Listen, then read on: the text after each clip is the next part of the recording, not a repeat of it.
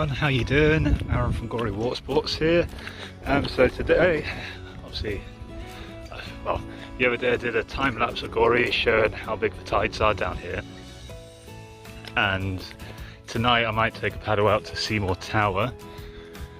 So I've decided to do a low tide walk today. So it's currently midday, it's 12 p.m.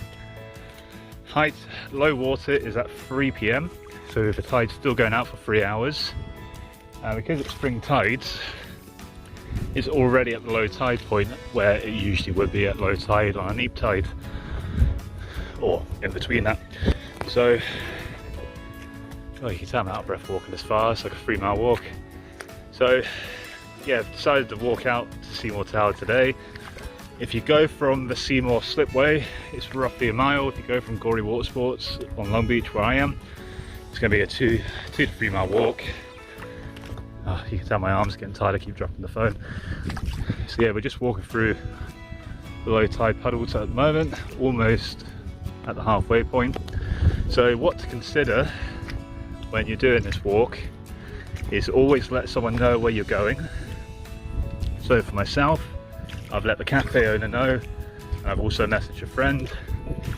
You can also log this with Jersey Coast Guard. If you go onto Google and get the contact information for Jersey Coast Guard, they'll happily report a log of you, and you'll also tell them when you're due back.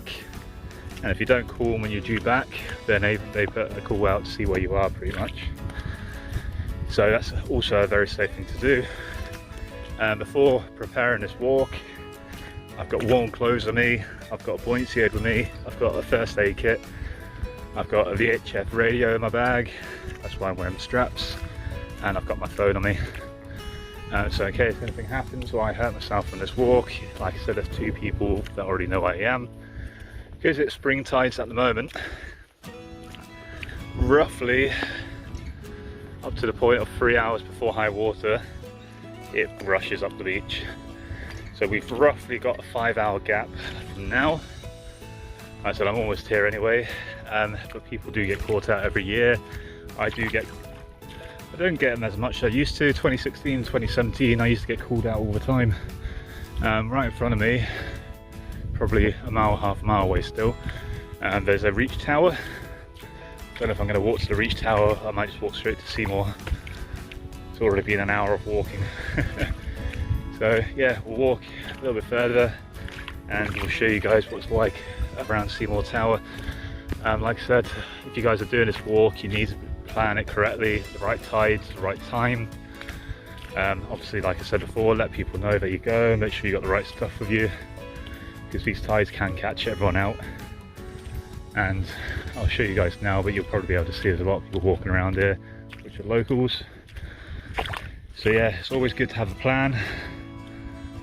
Flares are kind of helpful as well. I didn't bring any flares with me today, but I have done it on these walks before. So if I did get called out, put a flare up, someone comes out. But usually if I have flares, it means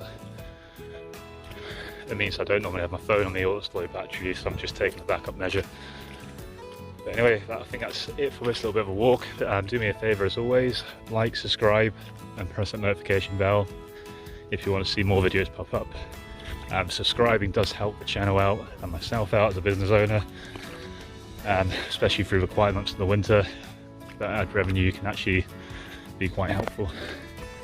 So yeah, we're getting closer, so I'll flip the camera around.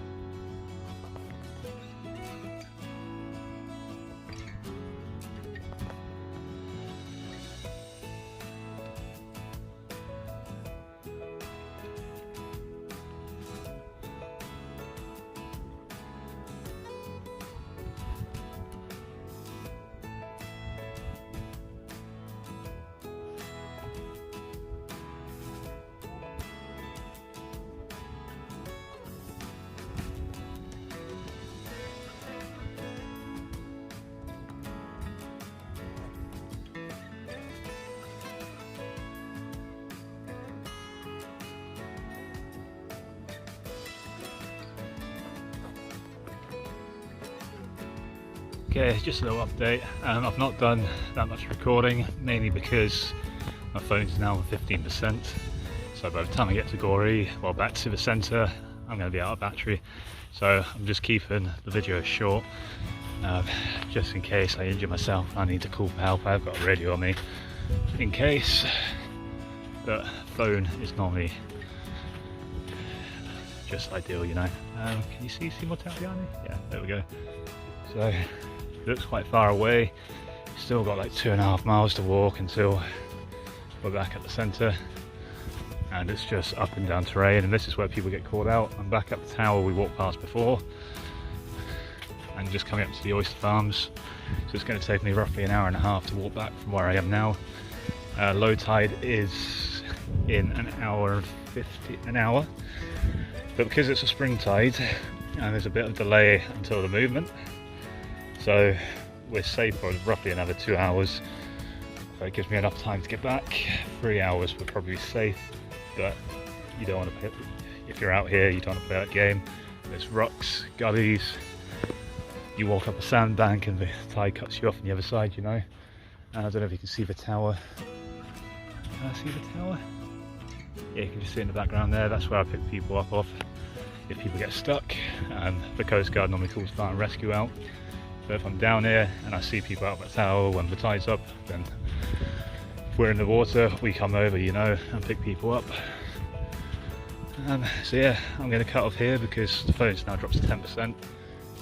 It's just a straight walk back now anyway, so it's no problem. But yeah, cheers for watching, guys. Appreciate it. Like, subscribe, press that notification bell, and we'll catch you in another video. Oh, I'm falling over now. Right, cheers for watching, guys.